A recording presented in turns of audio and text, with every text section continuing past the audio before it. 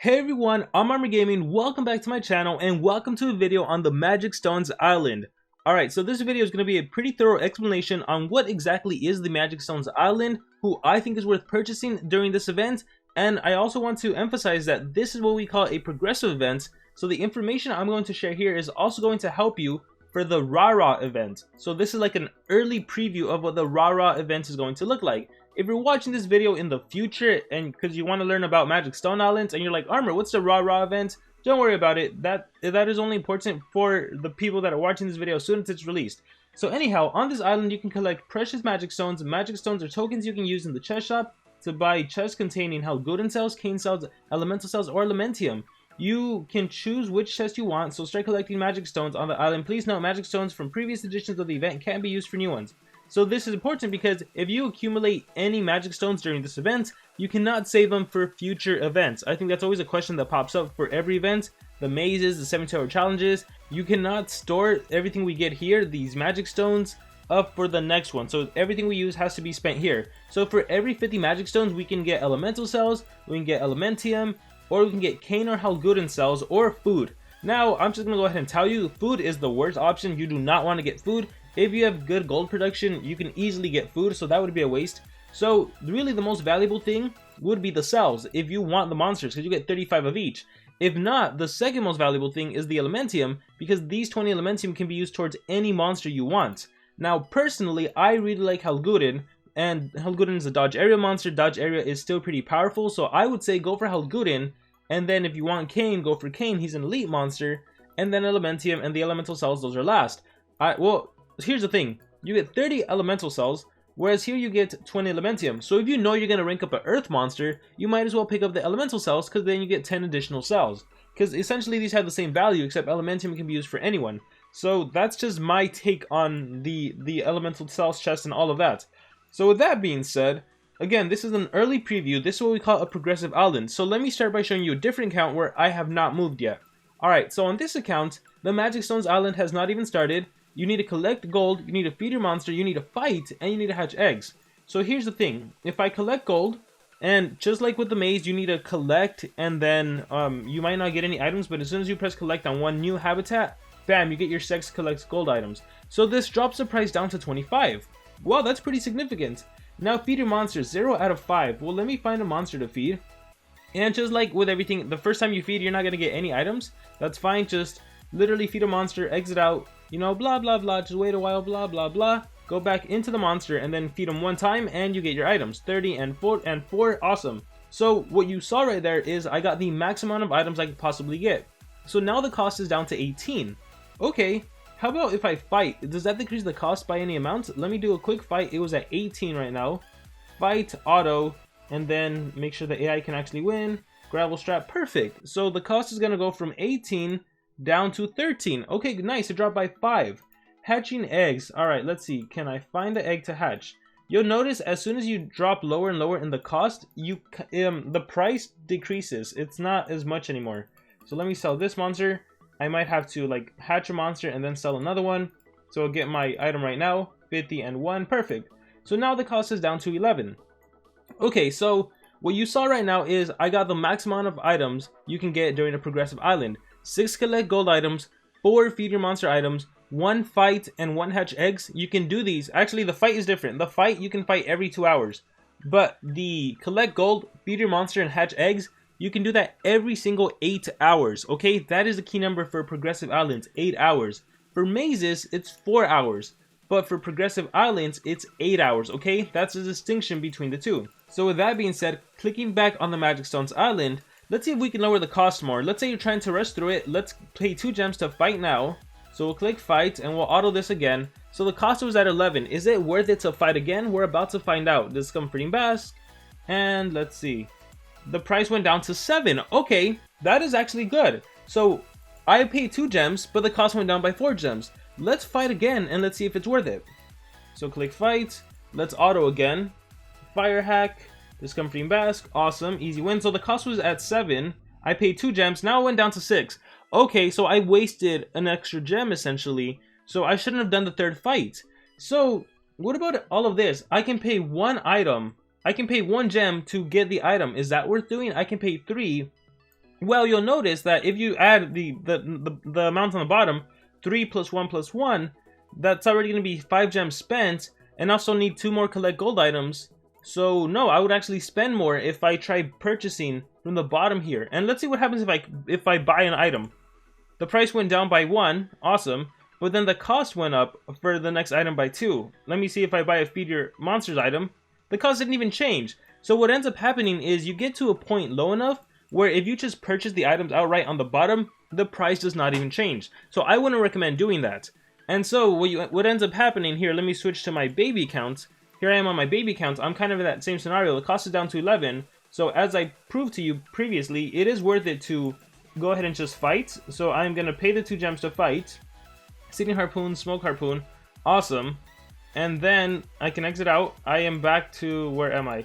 Exit out. It's the cost is now 7. So here's the thing. If I want to, I can wait 2 hours. So for Feed Your Monster items, you get 4 items every single 8 hours. That means I get 1 item every 2 hours, right? It's just a ratio. So if I want to, I can wait 2 hours and do a fight to get a chicken leg, and I can do another fight because this one will be free, right? In 2 hours, this will refresh. So then that'll reduce the cost, and I can probably collect 1 more gold item in those 2 hours. But is it worth it? This is the question. Is it worth it, or should I just gem it? So this is what I meant about, if you remember in the Rara event, where I'm like, if you guys have 300 gems, that is the amount of gems you're going to need to probably get the monster. Well, that's pretty accurate, because if not, like, collect gold, I need 3 more items. I'm going to have to wait like 6 hours to get those 3 items without spending gems. So sometimes it is to your benefit to just go ahead and skip it all outright, and bam, I can start the next node.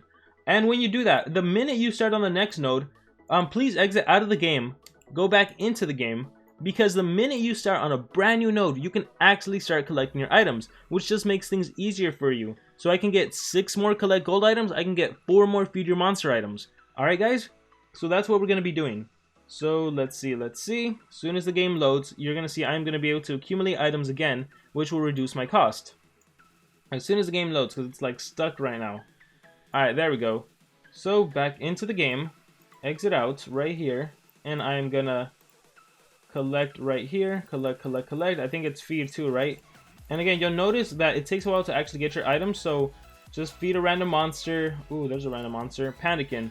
Feed a random monster, collect random gold, and then, alright, he's fed a little bit.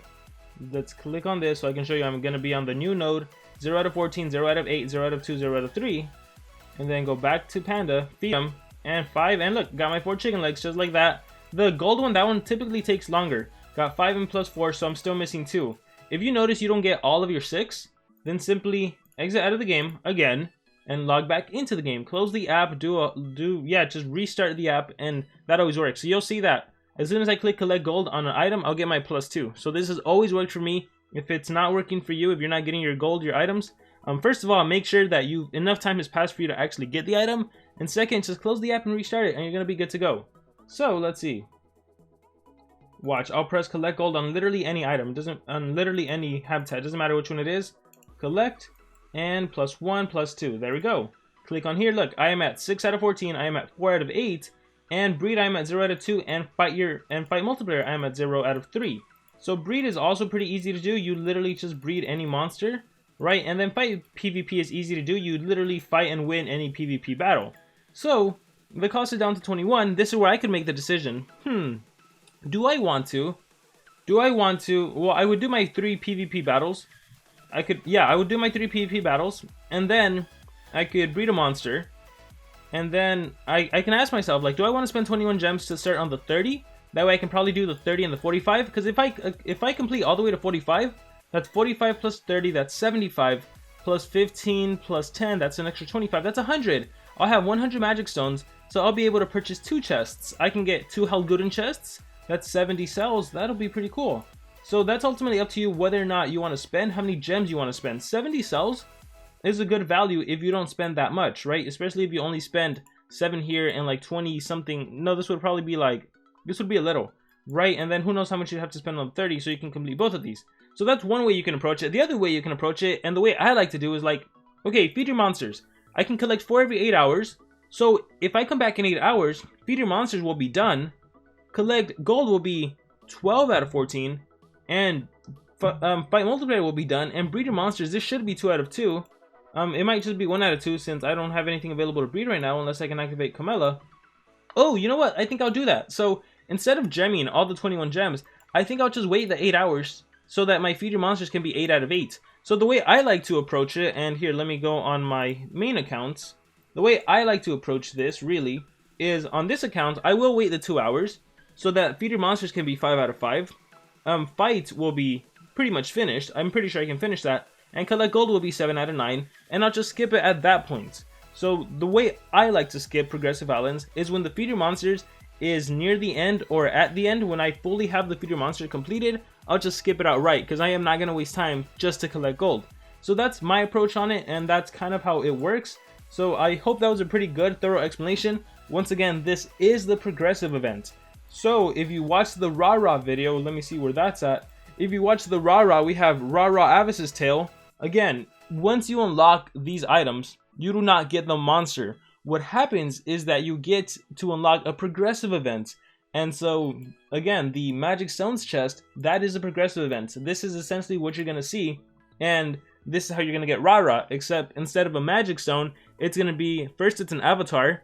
You're going to get the avatar for free, and then it's going to be like, I imagine it's going to be like 20 cells, 30 cells, 50 cells. So you're going to have to complete like the first 3 to get Rara. Otherwise, you can't get her. Because keep in mind, when it comes to mythic monsters, you absolutely cannot craft them. Let me see if I have a mythic monster here to craft. You cannot craft them unless you have 100 cells. So like Kralik over here, I can't craft them because I need 80 cells. And that's different from legendary monsters. Whereas, because with legendary monsters, you only need 80 cells. Because then you can use your Elementium or your Elemental cells. So there's a little difference there, especially for those of you that are new players. Watch. If I want to craft this monster, see how I don't need 100? I can literally fill with Elementium. So maybe in the future, SocialPoint will do something with the Mythic Amber or something, but for now, that's pretty much going to be it. So I hope this video was helpful. I hope it was thorough, and remember to use this information for all progressive events. Thank you very much. If you have any questions, let me know in the comments below. I will see you all next time, and remember to subscribe.